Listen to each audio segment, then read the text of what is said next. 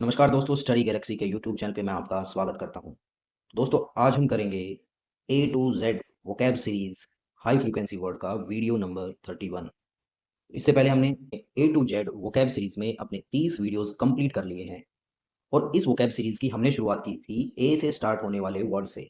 अभी हम पहुंच चुके हैं पी से स्टार्ट होने वाले वर्ड्स के ऊपर और आज का ये जो वीडियो है, ये पी से स्टार्ट होने वाले वर्ड्स के ऊपर हमारा लास्ट वीडियो है इस सीरीज का। और ये कौन से वर्ड हैं? ये ऐसे वर्ड हैं जो हाई फ्रीक्वेंसी वर्ड हैं, यानी कि जो कॉम्पिटिटिव एग्जाम्स में सबसे ज़्यादा पूछे जाते हैं। तो दोस्तों, अगर आप ए टू जेड वोकैब सीरीज को फॉलो कर रहे हैं यहाँ पर, तो आपको इधर-उधर से वोकैब करने की ज़रूरत नहीं है। आपको डेली यहाँ 20 से 25 वर्ड मिलेंगे एक वीडियो में। आप उनको आराम से एक नोटबुक में नोट कीजिएगा और उनको सुबह-शाम एक बार रिवाइज़ कर लीजिएगा। बस इतना ही काफ़ी है और धीरे-धीरे आप देखेंगे कि आपकी वोकैब बहुत ज़्यादा स्ट्रॉन्ग होती जाएगी। क्योंकि जो स्टूडेंट इंग्लिश वोकैबुलरी पर पकड़ बना लेता है, वही कॉम्पिटिटिव एग्जाम्स में आगे निकलता है।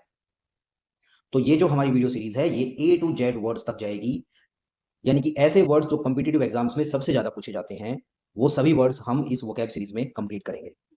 तो अगर आपने चैनल को फॉलो नहीं किया है, तो सबसे पहले चैनल को सब्सक्राइब कीजिएगा, ताकि इस तरह की जो वीडियोज़ हैं, वो आप तक नोटिफिकेशन में आती रहें। तो चलिए बिना किसी देरी के शुरू करते हैं आज का वीडियो। आज का हमारा पहला वर्ड है प्रीपोंडेरेंस, जिसका मतलब होता है ग्रेटनेस इन नंबर, स्ट्रेंथ और वेट, यानी बहुलता। किसी वस्तु या तथ्य का संख्या, शक्ति या महत्व में अधिक होना। तो कोई वस्तु या तथ्य संख्या या महत्व में बहुत ज्यादा है, तो उसको बोलेंगे प्रीपोंडेरेंस। सेंटेंस समझते हैं। There is a preponderance of evidence against him.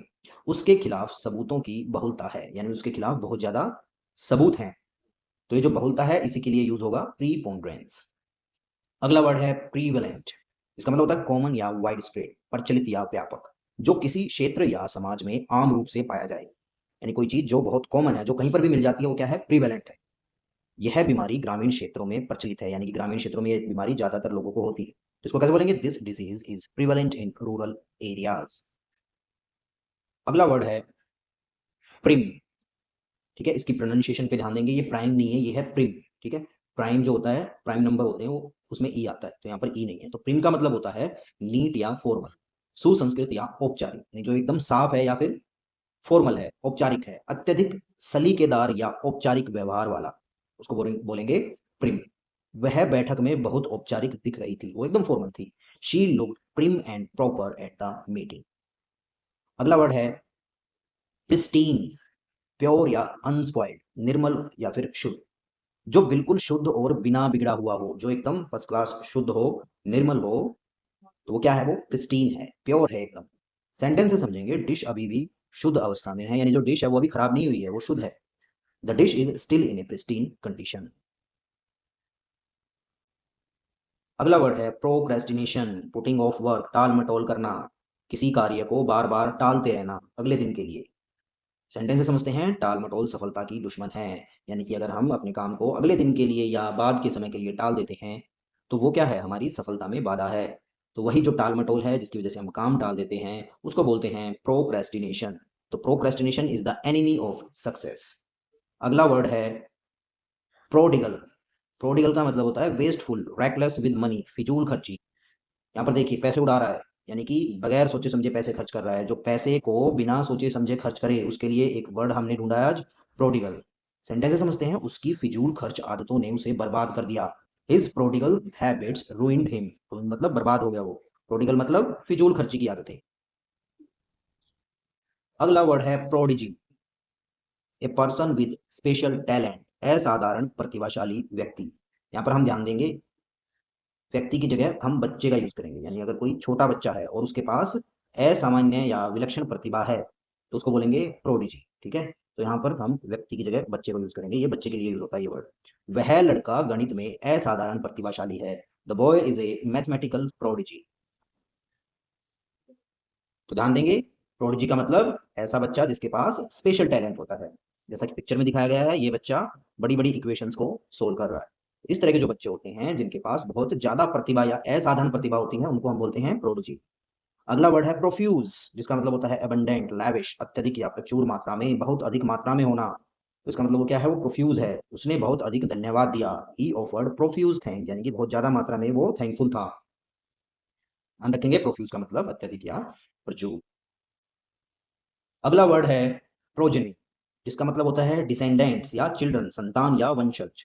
किसी व्यक्ति की संतान या वंश, उसको बोलेंगे प्रोजेनी।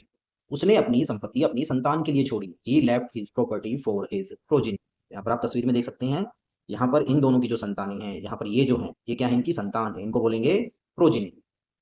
अगला वर्ड है प्रोजेनिटर, एंसेस्टर या फोरफादर, पूर्वज। किसी वंश या परिवार का मूल पुरुष या स्त्री, वह वंश का पूर्वज था। He was the progenitor of the dynasty. तो यहाँ पर अब हम वापिस चलेंगे, हमने यहाँ सीखा था प्रोजेनी किसको बोलते हैं, इनकी संतान, और इनके जो पूर्वज हैं वो क्या माने जाएंगे, वो बोले जाएंगे प्रोजेनिटर। तो ये क्या है, ये प्रोजेनिटर। अगला वर्ड है प्रोन, जिसका मतलब होता है इंक्लाइंड टू समथिंग बैड या प्रवृत्ति या झुकाव वाला। किसी बुरी आदत या कमजोरी की ओर झुका हुआ। यानी कि अगर किसी को कोई बुरी आदत है या उसकी कोई कमजोरी है, और वो कमजोरी कैसी है, वो एकदम नेगेटिव सेंस में है, तो उसको बोलेंगे प्रोन। इसके साथ हम टू का यूज करते हैं, प्रेपोजिशन टू का यूज होगा। वह गलतियां करने की प्रवृत्ति रखता है, तो he is prone to mistakes. तो यहाँ पर एक चीज का और ध्यान देंगे, ये फ्रेज बनती है इसके साथ प्रेपोजिशन टू लगाकर, प्रोन टू। तो यानी कि वो आसानी से गलतियां कर देता है, वो इंक्लाइंड है गलतियां करने की तरफ, वह गलतियां करने की प्रवृत्ति रखता है, कि उसके साथ गलती करने की संभावना ज्यादा रहती है। तो ही इज प्रोन, प्रोन यानी inclined to, prone to mistakes. अगला वर्ड है प्रोपेगेशन, स्प्रेडिंग या एक्सटेंडिंग, प्रसार, फैलने या बढ़ाने की प्रक्रिया को बोलते हैं हम प्रोपेगेशन। मीडिया के माध्यम से विचारों का प्रसार आसान है, यानी कि जो मीडिया है उसके माध्यम से हम अपने विचारों को ज्यादा दूर तक बढ़ा सकते हैं या फैला सकते हैं। Propagation of ideas is easy through media. Propagation का मतलब स्प्रेडिंग या एक्सटेंडिंग। अगला वर्ड है प्रोविडेंट, केयरफुल अबाउट फ्यूचर, दूरदर्शी या मितव्ययी। मितव्ययी यानी कि सोच समझकर खर्च करने वाला, जो भविष्य को ध्यान में रखकर काम करे या खर्चा करे।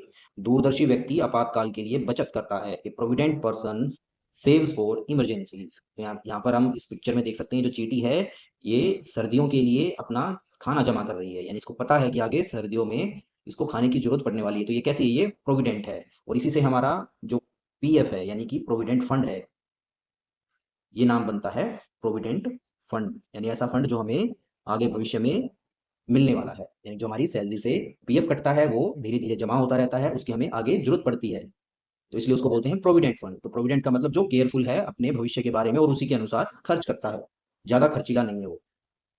अगला वर्ड है प्रोविजनल, जिसका मतलब होता है टेम्परेरी, अस्थाई, जो स्थायी न हो, उसकी नियुक्ति अस्थायी है। इज अपॉइंटमेंट इज प्रोविजनल, यानी कि उसको जो जॉब मिली है वो कैसी है, वो अस्थायी है, उसको बाद में अभी वो स्थायी नहीं हुआ है, या बाद में उसको हटाया जा सकता है, वो परमानेंट नहीं है। तो प्रोविजनल का मतलब जो टेम्परेरी है। अगला वर्ड है प्रोवोक, मेक एंग्री, उकसाना या भड़काना, किसी को क्रोधित करना, उसको बोलेंगे प्रोवोक करना। उसकी टिप्पणियों ने गुस्सा भड़का दिया। His remarks provoked anger. अगला है प्रूडेंस। प्रूडेंस का मतलब होता है केयरफुलनेस या विजडम, विवेक या सावधानी, समझदारी और सावधानी से लिया गया निर्णय, उसको बोलेंगे प्रूडेंस। जो अपनी समझ का यूज करता है, तो उसी समझ को बोलते हैं प्रूडेंस।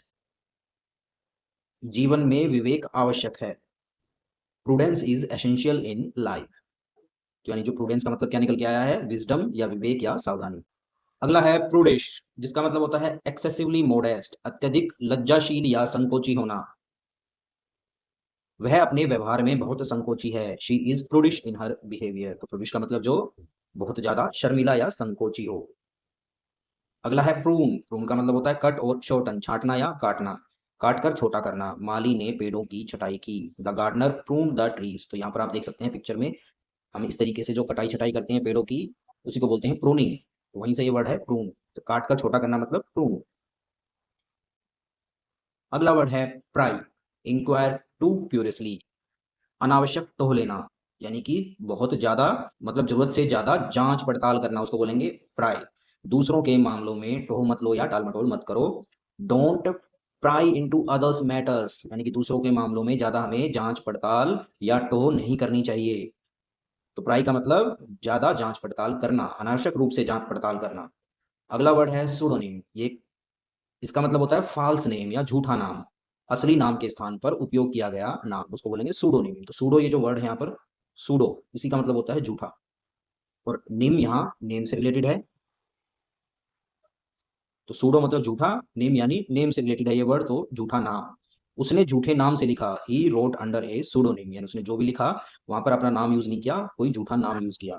तो उसके लिए आएगा सुडोनिम। अगला वर्ड है पमल। पमल का मतलब होता है बीट बैडली, बुरी तरह पीटना, जोर जोर से मारना। मुक्केबाज ने प्रतिद्वंदी को बुरी तरह पीटा। The boxer pummelled his opponent. तो पमल्ड मतलब बहुत बुरे तरीके से पीटना या मारना। अगला वर्ड है पंजेंसी। शार्पनेस या तीखापन, तीखा प्रभाव या गंध। गंध का तीखापन असहनीय था। जो गंध थी वो इतनी ज्यादा थी कि वो सहन नहीं हो रही थी, बहुत तीखी गंध थी। उसी तीखे प्रभाव के लिए हम वर्ड यूज करेंगे pungency. The pungency of the smell was unbearable. अगला वर्ड है पंजेंट। शार्प या बाइटिंग। पंजेंसी से ही पंजेंट बना है, तीखा या चुभने वाला। जो तीखा प्रभाव डाले उसको बोलेंगे पंजेंट। उसने तीखी टिप्पणी, he made a pungent comment. तो कमेंट कैसे थे उसके, तीखे थे, पंजेंट थे। अगला वर्ड है प्यूनिटिव, जिसका मतलब होता है रिलेटेड टू पनिशमेंट, दंडात्मक, सजा देने से संबंधित। तो इसको कैसे बोलेंगे, दंडात्मक कदम उठाए गए, प्यूनिटिव मेजर्स वर टेकन। तो प्यूनिटिव का मतलब जिसमें दंड मिलने वाला हो, इसको बोलेंगे प्यूनिटिव। इसका जो अपोजिट वर्ड होता है वो होता है इम्प्यूनिटिव, यानी जिसमें दंड से बचा जाता है। तो दंड से बचना मतलब इम्प्यूनिटिव, और दंड मिलेगा तो वो क्या है, प्यूनिटिव। अगला वर्ड है फायर।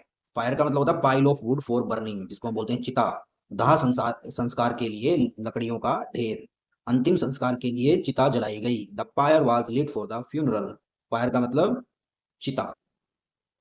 तो दोस्तों आपको ये वीडियो कैसा लगा? अगर आपको वीडियो पसंद आया तो इस वीडियो को लाइक एंड शेयर जरूर कीजिएगा, और हमारे चैनल को सब्सक्राइब भी कीजिएगा ताकि इस तरह के वीडियोस आप तक पहुंचते रहें। मिलते हैं अगले वीडियो में, तब तक के लिए जय हिंद।